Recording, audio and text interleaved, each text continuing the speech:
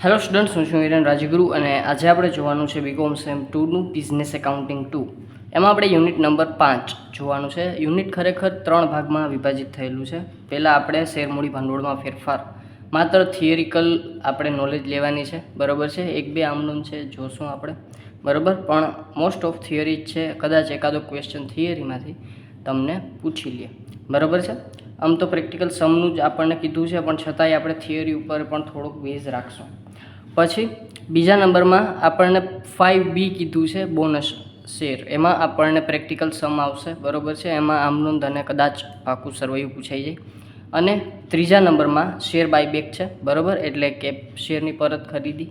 એ બધું આપણે શીખશું. પહેલાં આજે આપણે 5A જોવાનું છે, એટલે કે શેરમૂડી ભંડોળમાં ફેરફાર. હવે તો પહેલાં તો શેરમૂડી ભંડોળ એટલે શું, પહેલો તો પ્રશ્ન આવીને ત્યાં ઊભો રહી જાય. મેં કાંઈ થિયરિકલ લખ્યું નથી, કારણ કે બધું થિયરી જ છે અને બધી જ વસ્તુ છે એ આપણે એક વખત જોવી જરૂરી છે, બરાબર છે. એટલે બધી જ વસ્તુ લખવી પડે એમ હતી, એટલે મેં બુક જ લઈ લીધી છે. ચાલો, તો સૌપ્રથમ શેરમૂડી ભંડોળ એટલે શું અને એમાં ફેરફાર ક્યારે કરવો, બરાબર છે. શેરમૂડી ભંડોળ એટલે કંપની પાસે જેટલી શેરમૂડી છે એમાં બધી શેરમૂડી આવી જાય, બરાબર છે. એમાં પછી એની જે બહાર પાડી છે એ બી આવી જાય, અને જે બહાર નથી પાડી, હજી આપણે બહાર પાડવાની છે, બરાબર, એ બી આવી જાય, બરાબર છે. એટલે કે બધી જ શેરમૂડી છે અને આખું શેરમૂડીનું ભંડોળ કહેવાય, બરાબર છે. અને 12થમાં આપણે શીખી ગયા કંપનીનું શેર એટલે શું, બરાબર. તો શેર એટલે કંપનીની મિલકતોનો નાનામાં નાનો હિસ્સો. કંપની પોતાની મિલકતોને નાના નાના હિસ્સામાં ડિવાઈડ કરી નાખે, બરાબર, તો એ પ્રત્યેક હિસ્સાને આપણે શું કહી શકીએ, શેર કહી શકીએ. તો એ જ વ્યાખ્યા આપણે છે એ આમાં આપી નથી, પણ છતાંય આપણને ખબર હોવી જોઈએ કે શેર એટલે શું. આમ તો આપણે 11th 12th કોમર્સમાં આવી જ ગયું છે. હવે કંપની આપણે મેઇન વાત ઉપર આવી જાય કે કંપની પોતાની શેરમૂડી ભંડોળમાં ફેરફાર કઈ રીતે કરી શકે, બરાબર છે. તો એ ઘણી બધી મેથડ છે. એમાં આપણે જે છે એ શેરમૂડીમાં વધારો, શેરમૂડીમાં ઘટાડો, બરાબર, શેરનું વિભાજન અને એકત્રીકરણ, અને જે છે એ સ્ટોકમાં રૂપાંતર અને હકના શેર, બરાબર. આપણે આટલી વસ્તુ આમાં જોવાની છે. એકદમ ઇઝી મેથડ છે. 5 મેથડ આપણે જોવાની છે, કઈ રીતે વધારો, ઘટાડો, શેરનું વિભાજન અને એકત્રીકરણ કે કઈ રીતે થાય છે, સ્ટોકમાં રૂપાંતર એટલે શું, અને હકના શેર એટલે શું. તો સૌપ્રથમ સ્ટાર્ટિંગથી સ્ટાર્ટ કરીએ. સૌપ્રથમ આપણને છે ઇન્ટ્રોડક્શન આપ્યો છે. એમાં આપણને કંપની ધારાની જોગવાઈ કીધી છે, અને એમાં આપણને કલમ કીધું છે 60 થી 70 સુધી આપણને શેરમૂડીમાં જે ફેરફાર છે એ આપણને આપ્યા છે, બરાબર. તો એ કયા કયા ફેરફાર છે તો એ આપણે જોઈએ. તો 61 મુજબ આપણે છે એ ભંડોળમાં ફેરફારને લગતી સત્તાઓની જોગવાઈ છે, બરાબર છે. શેરમૂડી ભંડોળમાં એમાં 62માં હકના શેર છે, 63માં બોનસ શેર છે, જે આપણે આગળ જોશું, બરાબર. 64માં રિડીમેબલ પ્રેફરન્સ શેર પરત અંગે છે. રિડીમેબલ પ્રેફરન્સ શેર શું છે એ આપણે કદાચ 11-12માં ભણી ગયા, બરાબર છે. એટલે કે જે આપણે પરત કરી શકીએ એવા પ્રેફરન્સ શેર, અનામત મૂડી, અને 68 થી 70 બાયબેક અંગે. અનામત મૂડી આપણે ભણવાના છીએ, શું છે અનામત મૂડી એ પણ શીખશું આપણે. સૌપ્રથમ શેરમૂડીમાં વધારો, પહેલો જ ટોપિક આપણી પાસે આવી જશે, શેરમૂડીમાં વધારો. તો શેરમૂડીમાં વધારો એટલે શું, હવે એમાંય 2 પ્રકાર પડે છે. એક છે સત્તાવાર શેરમૂડીમાં વધારો, અને એક છે ભરપાઈ થયેલી શેરમૂડીમાં વધારો. હવે સર, આ સત્તાવાર શેરમૂડી એટલે શું અને ભરપાઈ શેરમૂડી એટલે શું? એટલે કોઈ પણ કંપની જ્યારે પણ અમલમાં આવે અને એનું તમને ખબર છે મહત્ત્વના 2 દસ્તાવેજો હોય છે. એક છે મેમોરેન્ડમ ઓફ એસોસિએશન, બરાબર છે, અને એક છે એ આર્ટિકલ ઓફ એસોસિએશન, બરાબર. આ મેમોરેન્ડમ ઓફ એસોસિએશન તમને ખબર છે ખૂબ જ મહત્ત્વનો દસ્તાવેજ છે. આપણે એસપીસીસી અને બીઓ આ 2 વસ્તુમાં આપણે 2 સબ્જેક્ટમાં આપણે મેમોરેન્ડમ ઓફ એસોસિએશન છે એ ભણી ગયા છે. તો એમાં જ્યારે આપણે કંપનીની નોંધણી થાય, બરાબર છે, ત્યારે મેમોરેન્ડમ ઓફ એસોસિએશન આપણે બનાવવું જરૂરી છે. અને એમાં આપણે એક શેરમૂડી નિશ્ચિત નક્કી કરતા હોય છે. ફોર એક્ઝામ્પલ 5 લાખ શેર હું એમ કહું કે અમારા સત્તાવાર છે. સત્તાવાર એટલે શું કે એટલા શેર મૂડી સુધી જ કંપની બજારમાં પોતાની શેરમૂડી બહાર પાડી શકે, એનાથી વધારે નહીં, બરાબર. ફોર એક્ઝામ્પલ કોઈ પણ કંપની એમ કે અમારી સત્તાવાર શેરમૂડી 5 લાખની છે, એટલે કે 5 લાખ શેર સુધીની છે, બરાબર છે. તો એ કંપની 5 લાખ શેર સુધી જે છે એ બજારમાં પોતાની શેર છે એ બહાર પાડી શકે છે. 5 લાખથી વધારે બહાર પાડી શકતી નથી, બરાબર છે. તો એની જોગવાઈ હંમેશા મેમોરેન્ડમ ઓફ એસોસિએશનમાં ઓલરેડી કરેલી હોય છે. જ્યારે કંપનીની સ્થાપના થાય ત્યારે ડાયરેક્ટ જ આપણે પહેલો જ પ્રશ્ન ત્યાં આવીને ઊભો રહી જાય કે કંપનીની સત્તાવાર મૂડી કેટલી, બરાબર છે. તો ત્યારે કંપની નક્કી કરે છે કે પોતાની સત્તાવાર મૂડી આટલી થાય, બરાબર છે. તો આને કહેવાય જ્યારે કંપની નક્કી કરે કે કંપની પોતાની જ લિમિટ નક્કી કરે કે ક્યાં સુધી પોતાના શેર બહાર પાડી શકે, કેટલી કિંમત કેટલા મેક્સ શેર છે એ પોતાના બજારમાં બહાર પાડશે, તો એને કહેવાશે મેમોરેન્ડમ ઓફ એસોસિએશનમાં જોગવાઈ કરેલી સત્તાવાર શેર મૂડી, બરાબર. તો એને કહેવાશે સત્તાવાર શેર મૂડી. સત્તાવાર શેર મૂડી શું છે? કંપની બહાર નથી પાડી પણ એને કીધું છે કે અમે આટલા સુધી બહાર પાડી શકશું, બરાબર છે. ચાલો તો સત્તાવાર શેર મૂડી, બરાબર. તો આમાં વધારો કરવાનો હોય પહેલો પ્રશ્ન, બરાબર. હવે કંપનીને શેર મૂડીમાં વધારો, આપણો પહેલો પોઈન્ટ.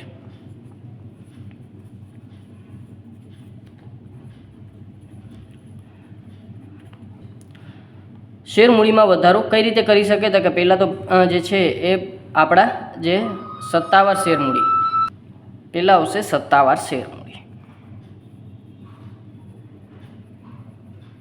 એમાં વધારો કરશે કંપની, બરાબર. એટલે કે જ્યારે કંપનીએ નક્કી કર્યું હતું કે ભાઈ અમે છે એ 5 લાખના જ મેક્સિમમ શેર બહાર પાડશું, પછી કંપનીને આગળ આવતા એવું થયું કે ભાઈ અમારે છે એ 5 લાખ નહીં પણ અમારે 7 લાખ સુધી જવું છે, બરાબર છે. તો આ વસ્તુમાં ફેરફાર કરવા માટે કંપનીએ પોતાના મેમોરેન્ડમ ઓફ એસોસિએશનમાં બદલાવ કરવો પડે, કારણ કે એનો બેઝ દસ્તાવેજ છે અને એમાં જેટલા રૂલ લખેલા છે એ કંપનીને ફોલો જ કરવા પડે, બરાબર છે. અને એમાં રૂલ લખેલો છે કે 5 લાખ જ મેક્સિમમ કંપની બહાર પાડશે, પણ જો એમાં સુધારો કરે, બરાબર, તો એને MOM, બરાબર, મેમોરેન્ડમ ઓફ એસોસિએશનમાં MOAમાં જે છે એ બદલાવ કરવો પડે, બરાબર. અને આ સત્તાવાર શેર મૂડી છે, બરાબર. એમાં વધારો કરવો હોય તો આ માટે કંપનીનું બંધારણ મેમોરેન્ડમ ઓફ એસોસિએશનમાં મૂડીની કલમમાં સુધારો કરવો પડે. મધ્યસ્થ સરકારની પરવાનગી પણ જરૂરી બને, બરાબર. જે આપણી કેન્દ્ર સરકાર છે એ, બરાબર, એને આપણે મંજૂરી લેવી પડે, બરાબર છે. ચાલો જે બને. અને હિસાબીની દ્રષ્ટિએ આ પ્રકારના ફેરફારો ચોપડીની કોઈ આમનું થતી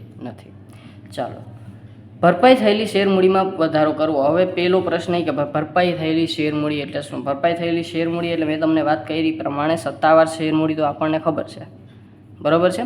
પણ હવે એ પૈકીની દાખલા તરીકે અત્યારે 7 લાખને ભૂલી જઈ, 5 લાખમાંથી મેં 2 લાખ છે અથવા તો 3 લાખ છે, બરાબર, 2 લાખ છે એ મેં હજી છે બહાર પાડ્યા, તો આને કહેવાશે ભરપાઈ મૂડી. શું કહેવાશે? ભરપાઈ મૂડી, બરાબર. અને મેં જેટલા મંગાવ્યા છે 2 લાખના શેર મંગાવ્યા છે અને 2 લાખ મને મળી ગયા છે, તો એ વસ્તુ છે એ મારી ભરપાઈ થયેલી મૂડી થાય, બરાબર. હવે જો ભરપાઈ થયેલી મૂડીમાં મારે વધારો કરવો છે તો મને ઓબ્વિયસલી મને ખબર છે કે મારે સત્તાવાર મૂડીમાંથી વધારો કરવાનો છે.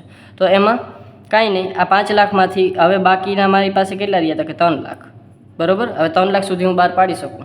તો વળી પાછો મારે જો ભરપાઈ મૂડી આજે 2 લાખ મેં બહાર પાડ્યા, બરાબર, એમાં વધારો કરવો હોય તો હું આ 3 લાખ પૈકી 1 લાખ એમ કહું કે હાલો હજી આપણે બહાર પાડી લઈએ, બરાબર. તો એમાં કંઈ જાજી માથાકૂટ છે નહીં. આપણે સત્તાવાર મૂડીમાંથી આપણે જે છે આપણી ભરપાઈ મૂડીમાં વધારો કરી શકીએ છીએ. અને એના માટે આપણે જે કંપની જ્યારે નવી શેર મૂડી બહાર પાડે ત્યારે જે આમનોંધ કરતી હોય અરજી વખતેની, બરાબર, બેંક ખાતે ઉધારતે પ્રથમ અરજી ખાતે, બેંક ખાતે ઉધારતે શેર મંજૂરી ખાતે, બરાબર, એ આપણે દાખલામાં એ આપણે જે ક્યાં શીખી ગયા આપણે 12મામાં અથવા તો 11મામાં, મને યાદ નથી, બરાબર છે. આપણે દાખલા શીખી ગયા છે, આપણે આમનોંધ શીખી ગયા છે, શેર મૂડીના વ્યવહારો, બરાબર છે. તો આ વસ્તુ છે એ આપણે જોવાની છે, કાંઈ નથી.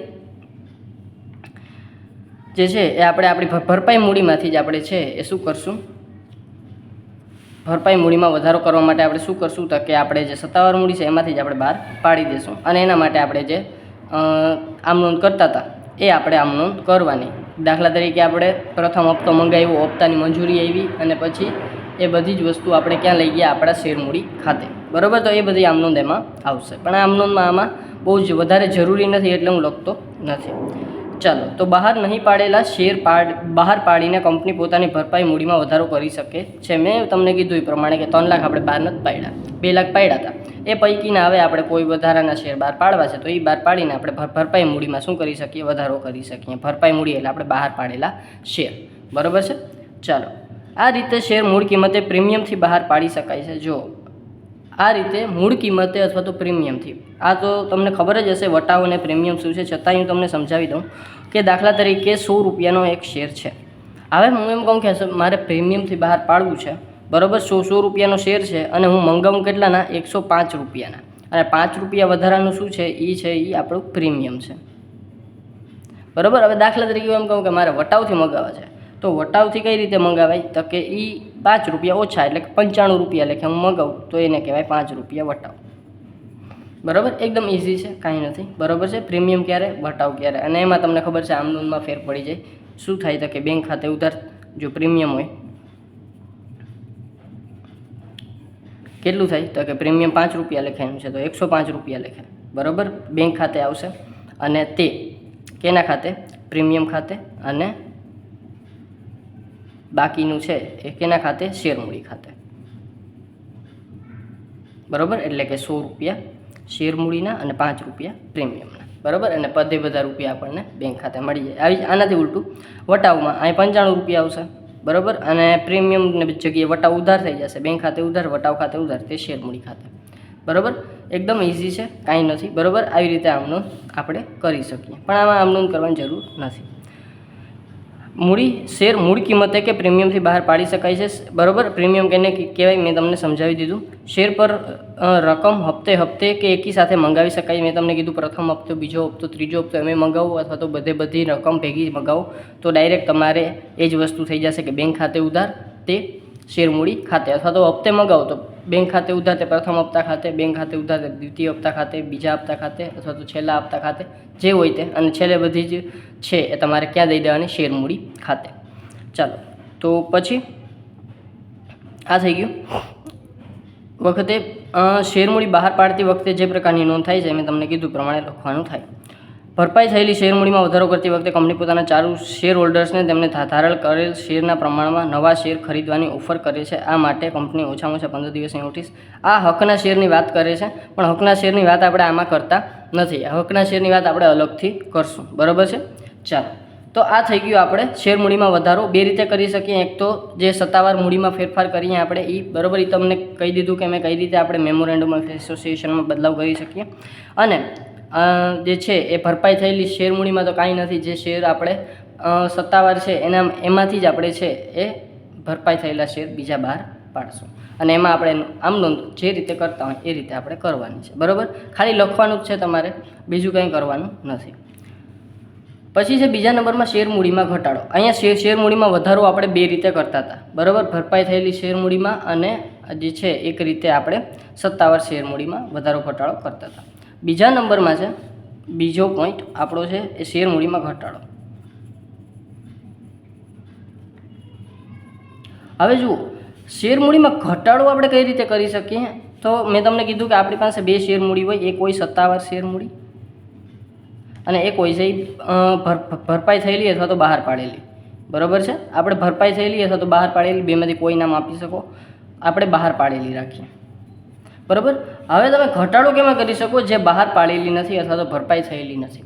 આ ઓલરેડી જે બજારમાં પડેલી છે એમાં તમે ઘટાડો કરી શકો નહીં. બરાબર છે, પણ તમે સત્તાવાર મૂડીમાં ઘટાડો કરી શકો. હવે સત્તાવાર મૂડીમાં ઘટાડો કરવાની બે મેથડ છે. બરાબર, એક શું છે તો કે આપણે જે સત્તાવાર મૂડી, ફોર એક્ઝામ્પલ આપણે ઉપર વાત થઈ ગઈ કે 2 લાખ રૂપિયાના શેર આપણે બહાર પાડ્યા અને 3 લાખ રૂપિયા આપણે પડ્યા છે. 3 લાખ રૂપિયાના શેર આપણે બહાર પાડી શકીએ છીએ, પણ હજી આપણે પાડ્યા નથી. તો અહીંયાથી જ આપણે આને રદ કરી નાખીએ. બરાબર, કે ભાઈ હવે આપણે આની જરૂર પડશે નહીં. બરાબર છે, તો એ છે એ ડાયરેક્ટ આપણે છે એ શેર થાપણ ઘટાડી નાખીએ. તો એક મેથડ એ થઈ. બીજા નંબરમાં આપણે શું કરી શકીએ તો કે આને છે ને એને મૂડી ઘટાડા ખાતે લઈ જઈએ. બરાબર, મૂડી ઘટાડો કઈ રીતે કરી શકીએ આપણે? એને અનામત મૂડી કઈ રીતે? હવે બીજી મેથડ શું છે તો કે એક તો આપણે બરાબર કે આ બધું કેન્સલ કરી નાખ્યું, ભાઈ અમારે જોતું નથી. એક છે અનામત મૂડીની મેથડ, બીજી છે એ છે અનામત મૂડીની મેથડ. બરાબર, અનામત મૂડીની મેથડ શું કહે છે આપણને તો કે આ જેટલા 3 લાખ રૂપિયા છે ને કંપની એમ કહેશે કે ભાઈ અત્યારે અમને જરૂર નથી. બરાબર, અમે અનામત મૂડી તરીકે આને રાખીએ છીએ. અનામત મૂડી એટલે શું તો કે શેર હોલ્ડરોને એટલી ખાતરી થઈ જાય કે કંપની હવે વધારાના શેર બહાર પાડવાની નથી. બરાબર છે, અને આ સિવાય આપણે આ જે 3 લાખ રૂપિયાના શેર છે એને આપણે હવે બહાર પાડશું જ નહીં. એ જાણે છે જ નહીં કંપની પાસે. બરાબર, કારણ કે કંપનીને હવે એની જરૂરિયાત નથી. કંપનીને જેટલું ભંડોળ જોતું હતું એટલું પૂરતું કંપની પાસે ભંડોળ આવી ગયું છે.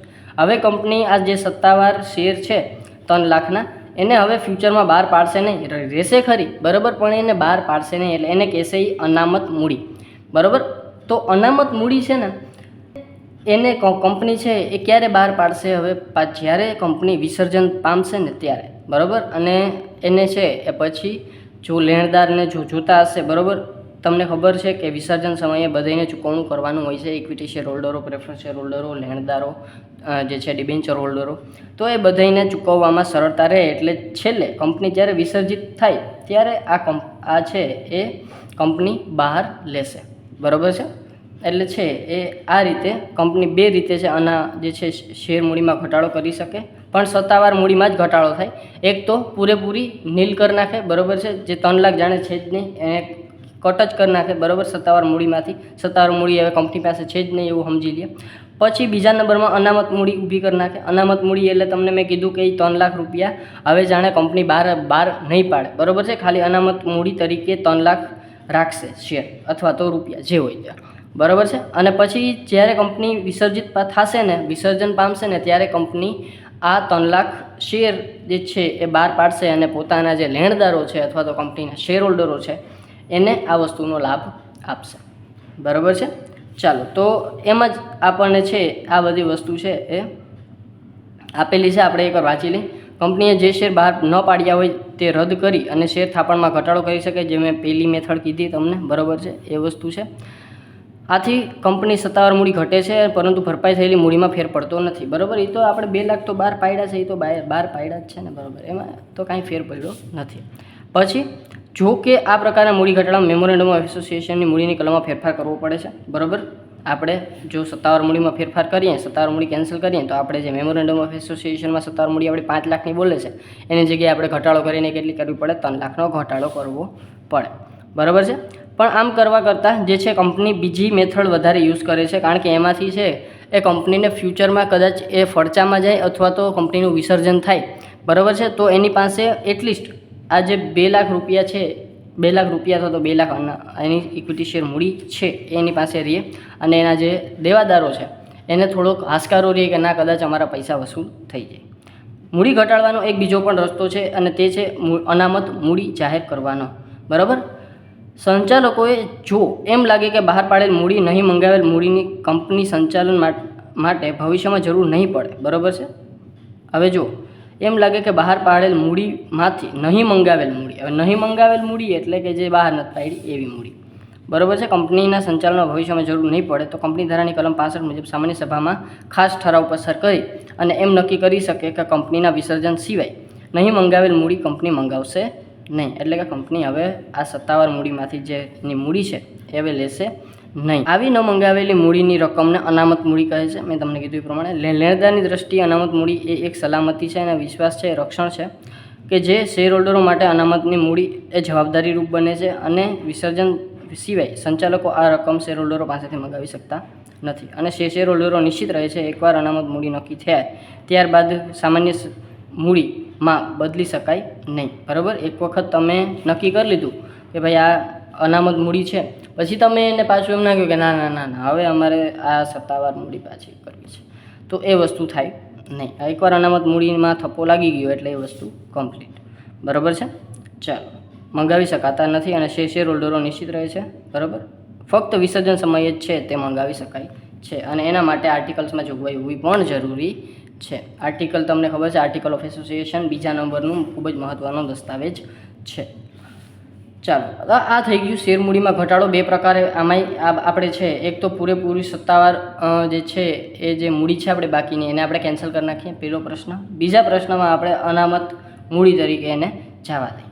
હવે એક વસ્તુ છે કે અનામત મૂડી શું છે એ તો ખબર પડી ગઈ કે જે સત્તાવાર મૂડી છે એમાંથી આપણે જે બાકીના નહીં બહાર પાડેલા જે શેર છે એને આપણે અનામત તરીકે જવા દઈએ, એને કહેશું આપણે અનામત મૂડી, બરાબર છે. તો પણ હવે બીજો શબ્દ આવે છે મૂડી અનામત, તો એ જ કહેવાય ને, બરાબર. એક અનામત મૂડી છે, એક મૂડી અનામત છે, બરાબર. તો આ બે વર્ડ છે એ સરખા છે કે અલગ અલગ છે? તો આ 2 વર્ડ છે એ અલગ અલગ છે, આ બેમાં ડિફરન્સ છે, સરખા નથી. અનામત મૂડી તો શું છે આપણે સમજી ગયા. મૂડી અનામત એટલે કે આપણે મૂડી વેચીને જે કોઈ પ્રોફિટ થાય છે અથવા તો આવક થાય છે એને આપણે અનામત તરીકે રાખીએ, બરાબર. તો એને કહેવાશે મૂડી અનામત. સર મૂડી વેચીને મૂડી એટલે શું? મૂડી એટલે કંપનીની મિલકતો અથવા તો તમે કોઈ પણ વસ્તુ કહી શકો, બરાબર. ફોર એક્ઝામ્પલ તમે કંપનીનું જે છે એ કાર વેચી, ચાલો બરાબર છે, તો કાર વેચી અને એના તમને 3 લાખ રૂપિયા મળ્યા, બરાબર. તો આ 3 લાખ રૂપિયાને કંપની શું કરશે? કંઈ કંપનીનો માલિક લઈ નહીં જાય. કંપનીનો માલિક શું કરશે? તો કે કાં તો આને વર્કિંગ કેપિટલમાં જવા દેશે, અને કાં વર્કિંગ કેપિટલમાં ના જાય તો જે આપણો આને કહેવાય મૂડી આવક. શું કહેવાય? મૂડી આવક, બરાબર. કારણ કે કાર આપણી મૂડી હતી, મૂડીમાંથી મૂડી આવક થાય તો એને આપણે એક અનામત રાખીએ, જ્યારે કંપનીને જરૂર પડે ત્યારે એમાંથી એ છે એ કાઢી શકે, બરાબર છે. તો એને કહેવાશે મૂડી અનામત. એમાં પછી કોઈ પણ અનામત આવી શકે, બરાબર છે. એમાં જે છે કોઈ પણ મૂડી આપણી આવી શકે, જે મકાન છે, કાર છે, ફર્નિચર છે, કોમ્પ્યુટર છે, કોઈ પણ વસ્તુ, બરાબર છે. તમે જે કંપનીની મૂડી છે એમાં વેચાણ કરીએ અને આપણે જે મૂડી આવક ઊભી કરીએ અને એના ઉપરથી આપણે આવકમાંથી અનામત ઊભું કરીએ, એને કહેવાય મૂડી અનામત. આ વસ્તુ હંમેશા ધ્યાન રાખવાની. કોઈ પૂછે કે અનામત મૂડી અને મૂડી અનામત, તો કહી દેવાનું કે ભાઈ બે અલગ છે, બે એક સરખું નથી, બરાબર છે. ચાલો, આ વસ્તુ એક શીખવાની હતી. પછી છે ચોથા નંબરમાં શેરમૂડીમાં ઘટાડો ખબર પડી ગઈ, શેરમૂડીમાં વધારો ખબર પડી ગઈ. હવે આપણે ચોથા નંબરમાં શેરોનું વિભાજન અથવા એકત્રીકરણ, ત્રીજો સ્ટેપ ખૂબ જ ઇમ્પોર્ટન્ટ અને ખૂબ જ સમજવા જેવું છે. એકત્રીકરણ એટલે શું અને વિભાજન એટલે શું, ઘણા બધા સ્ટુડન્ટને ખબર હશે. હવે કોઈ પણ કંપની પાસે ફોર એક્ઝામ્પલ 100 રૂપિયાના 1000 શેર છે. શેર કેટલા છે? 1000, અને રૂપિયા કેટલા છે? પર શેર 100, બરાબર છે. એક શેરનો ભાવ 100 રૂપિયા છે અને 1000 શેર છે. તો ટોટલ એની પાસે રૂપિયા કેટલા થશે? તો કે 1 લાખ રૂપિયા થાય. પહેલો પ્રશ્ન, બરાબર. હવે હું એમ કહું કે કંપની એવું વિચારે, વિભાજન અને એકત્રીકરણ બે કોન્સેપ્ટ સમજાવું છું, ધ્યાનથી સમજજો. શેર વિભાજન અને શેર એકત્રીકરણ. હવે કંપનીને એવું થાય કે 100 રૂપિયાએ એક શેરનો ભાવ બહુ વધારે છે, બરાબર. તો આપણે છે એ શેરના કટકા કરી નાખીએ, બરાબર. શેરના ભાવના શું કરી નાખીએ? કટકા કરી નાખીએ. જે મોટો શેર છે ને એ શેરનો ભાવ નાનો કરી નાખીએ અને શેર મૂડી વધારી નાખીએ. હવે દાખલા તરીકે નિયમ વિચાર્યું, બરાબર, અને એને શેરનો ભાવ કરી નાખ્યો 10 રૂપિયા, બરાબર. એને એમ કીધું કે ભાઈ મારે શેર નો ભાવ છે બહુ વધારે છે, બરાબર. તો છે આ શું કરશે? તો કે શેરનો ભાવ ઘટાડી દેશે. શેરનો ભાવ શું કરશે? ઘટાડી દેશે. પણ ટોટલ રૂપિયા નહીં ઘટે, કે શેરમાં વધારો થઈ જશે. શું થઈ જશે? શેરમાં વધારો. એટલે કે અહીંયા મારે 10 રૂપિયાનો શેર કરવો, તો શેર કેટલા થાય? તો કે 10,000. એટલે કે શેર મૂડીમાં શું થઈ ગયો? તો કે વધારો, બરાબર. એટલે કે એને શું કર્યું? તો કે પૈસામાં ઘટાડો કરી નાખ્યો. ઘટાડો કરી નાખે તો એને કહેવાય શેરનું વિભાજન. શું કહેવાય? શેરનું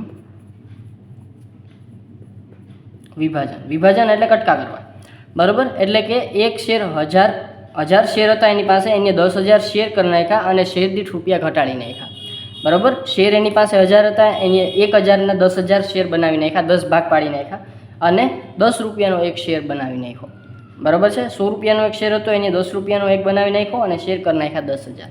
તો એને કહેવાય શેરનું વિભાજન. પણ પૈસા તો એના રહ્યા 1 લાખના 1 લાખ, બરાબર છે. પૈસા તો એના એ જ રહ્યા, બરાબર. એમાં કાંઈ ફેર પડ્યો નથી, પણ એના ફેર કેમાં પડ્યો? શેર મૂડીમાં, બરાબર. શેરની સંખ્યામાં અને શેરની કિંમતમાં, બરાબર. શેરની કિંમત ઘટાડી નાખશે અને શેરની સંખ્યા વધારી નાખશે. એટલા જ પ્રમાણમાં શેરની સંખ્યા વધશે, બરાબર. તો એને કહેવાશે શેરનું વિભાજન. આનાથી ઉલટું, હવે કદાચ એ કહે કે શેરનું એકત્રીકરણ કરવું, એટલે કે પહેલી કન્ડિશન આપણે પહેલાં એપ્લાય કરીએ કે એની પાસે 10 રૂપિયાના 10,000 શેર છે. એમ કે ભાઈ પૈસા ખૂબ જ ઓછા છે શેર દીઠ, બરાબર છે. તો 1 લાખના તો શેર છે જ એની પાસે, બરાબર છે. હવે એ કહે છે કે ભાઈ મારે છે એ એકત્રીકરણ કરવું છે, મીન્સ કે શેર ઓછા કરવા છે અને શેર દીઠ ભાવ વધારી નાખવો છે. તો આનાથી ઉલટું કરશે, એ એક શેરના 100 રૂપિયા કરી નાખશે અને શેરની કિંમત કેટલી, શેરની સંખ્યા કેટલી થઈ જશે? 1000 શેર થઈ જશે, બરાબર. એટલે કે 1000 શેર 100 રૂપિયા લેખે, એટલે કે 1 લાખ. કંપનીની કુલ જે શેરની સંખ્યા હતી, કુલ વેલ્યુ હતી, એ તો એ જ છે, ખાલી શેરની સંખ્યા અને રૂપિયામાં ફેરફાર થાય છે, બરાબર. જો હવે આને કહેવાશે, એ કહેવાશે એકત્રીકરણ. એકત્રીકરણ એટલે ભેગા કરવા, બરાબર. નોખા હતા 10 10ના ટુકડા હતા એને ભેગા કરી અને 100ના ટુકડા કરી નાખ્યા, બરાબર. તો એને કહેવાશે આપણે એકત્રીકરણ, બરાબર. ઓલાથી ઉલટું જ છે, કાંઈ નથી. હવે આપણે જ્યાં આમ નોંધ જોઈ લઈએ, પછી આપણે થિયરી ઉપર જઈએ, બરાબર. આમ નોંધમાં કાંઈ નથી, જે વસ્તુ થઈ છે ને એ જમા આવશે, બરાબર. એટલે કે અહીંયા આપણે વિભાજન થયું છે 10 રૂપિયા લેખે 10,000 શેરનું, બરાબર છે. તો આપણે એ જ વસ્તુ કરશું, બરાબર છે. તો કે અહીંયા લખશું આપણે પહેલાં કેટલા હતા તો કે 100 રૂપિયા લેખે, તો 100 રૂપિયાના શેરમૂડી, 100 રૂપિયાની શેરમૂડી ખાતે ઉધાર કેટલા હતા, 1 લાખ, બરાબર. એ કેટલા હતા તો કે આપણી પાસે શેરની સંખ્યા કેટલી હતી તો કે 100 રૂપિયા લેખે મારી પાસે 1000 શેર હતા, તો 1000 ગુણ્યા 100, બરાબર. અને તે જમા કેટલા કર્યા આપણે 10 રૂપિયા લેખેના કરી નાખ્યા, તો 10 રૂપિયા લેખેની શેરમૂડી ખાતે, બરાબર. અને એ કેટલા આવશે તો કે એ 1 લાખ આવશે, બરાબર. કેટલા રૂપિયા લેખે તો કે એ આપણે 10,000 શેર છે એ આપણે 10 રૂપિયા લેખે લીધા, બરાબર. આ ક્યારે આવશે તો કે જ્યારે આપણે વિભાજન કરશું ત્યારે, બરાબર. વિભાજન કરશું ત્યારે જે વસ્તુ કરવાની છે એને નીચે લેવાની જમા બાજુ. બીજા નંબરમાં જ્યારે આપણે એકત્રીકરણ કરશું ત્યારે આપણે શું કરશું તો કે ઉધાર શું તો કે 10 રૂપિયા લેખે, તો અહીં લખશું આપણે 10 રૂપિયાની શેરમૂડી ખાતે ઉધાર, અને તે 100 રૂપિયાની શેરમૂડી ખાતે, પૈસા તો જ આવશે 1 લાખ, બરાબર છે. ચાલો, આ જ વસ્તુ છે આપણને આમાં આપેલી છે. હવે તો તમને નામ ઉપરથી ખબર પડી ગઈ છે વિભાજન એટલે શું, એટલે કે કટકા કરવા, અને એકત્રીકરણ એટલે શું, એટલે છે એ ભેગા કરવા, બરાબર છે. તો એ જ વસ્તુ આપણે છે એ આમાં જોઈ લઈ. કંપની ઓછી કે નાની કિંમતના વધુ શેરના સંખ્યાના બદલામાં સરખી કિંમત પણ મોટી કિંમતના શેર આપે છે, બરાબર. મેં તમને કીધું એ પ્રમાણે આ પહેલાં એકત્રીકરણની વસ્તુ છે. શેરોનું એકત્રીકરણ કરવાની કંપનીને સત્તા છે. આ પ્રક્રિયાને શેરોનું એકત્રીકરણ અથવા તો એકીકરણ કહે છે. આ પ્રક્રિયામાં નાની કિંમતના શેરો રદ કરી તેની બદલામાં મોટી કિંમતના શેરો આપવામાં આવે છે, બરાબર. આ આપણે ચોપડીની લેંગ્વેજ, બુકની લેંગ્વેજ છે એ આપણે યુઝ કરીએ છીએ. આવી પ્રક્રિયા વખતે અંશતઃ ભરપાઈ થયેલા હોય તેવા શેરો મૂળ કિંમત સાથેનું પ્રમાણ યથાવત રહેવું જોઈએ. એકત્રીકરણ વચ્ચે તેની નીચેની પ્રમાણની આમનોંધ છે એ પસાર થાય છે. હવે આ શું કહેવા માગે છે, આ જે છે એ સેન્ટેન્સ શું કહેવા માગે છે તો કે દાખલા તરીકે આપણે પહેલાં જે છે એ એકીકરણ અથવા તો વિભાજનની જ વાત કરીએ. વિભાજનમાં હવે તમને ખબર હોય તો સંપૂર્ણ ભરપાઈ શેર હોય ત્યારે તો કોઈ પ્રશ્ન થતો નથી, પણ અપૂર્ણ ભરપાઈ શેર હોય, બરાબર, 70 રૂપિયા વસૂલ થયા હોય અને 30 રૂપિયા વસૂલ ના થયા હોય, તો આ જ પ્રમાણ આપણું આમાંય રહેવાનું છે. 10 રૂપિયામાંય તે 7 રૂપિયા વસૂલ થશે અને 3 રૂપિયા છે એ વસૂલ થશે નહીં, બરાબર છે. 10 રૂપિયા લેખે પણ જ્યારે આપણે વસૂલ કરવા જઈએ અથવા તો વિભાજન કરવા જઈએ ત્યારે 7 રૂપિયા લેખે જે છે એ વસૂલાયેલી મૂડી અને 3 રૂપિયા લેખે બિન વસૂલાયેલી મૂડી અથવા તો વસૂલવાની બાકી, બરાબર. ચાલો, તો એનું પ્રમાણ તમને ખબર છે એ જ રહેશે 7:3. ચાલો, પછી આમનોંધ આપી છે. આમનોંધ મેં તમને સમજાવી દીધી, અને અહીંયા તમે એ જ વસ્તુ મેં તમને સમજાવી છે જે આની તમને અહીંયા સમજાવી છે, બરાબર. જે તમને 7:3 છે એ જ પ્રમાણમાં રહેશે અપૂરતું ભરપાઈ થયેલી મૂડીમાં. હવે હજી આપણે 2 ટોપિક છે, બરાબર. દાખલો વિડીયો થોડોક લાંબો થઈ ગયો છે, બરાબર. એવું હશે તો આપણે વિભાગમાં આપણે છે એ કરી નાખીએ, બરાબર. અત્યારે આપણે આટલું રાખીએ, બરાબર. અને ચોથું અને પાંચમું આપણે છે એ પછી રાખીએ, બરાબર, બીજા વિડીયોમાં. તો આ વિડીયોમાં અત્યારે એટલું જ આપણે રાખીએ, બરાબર છે. આપણે 3 વસ્તુ કરી: શેરમૂડીમાં વધારો, શેરમૂડીમાં ઘટાડો અને શેરોનું વિભાજન અને એકત્રીકરણ. ખૂબ જ ઇઝી ટોપિક્સ છે, બરાબર. એક વખત વાંચજો એટલે ખબર પડી જશે, બરાબર છે. ચાલો, તો આ વિડીયોમાં માત્ર આટલું જ, બરાબર છે. જો વિડીયો ગમ્યો હોય તો લાઇક, શેર અને સબસ્ક્રાઈબ જરૂરથી કરી નાખજો. Thank you.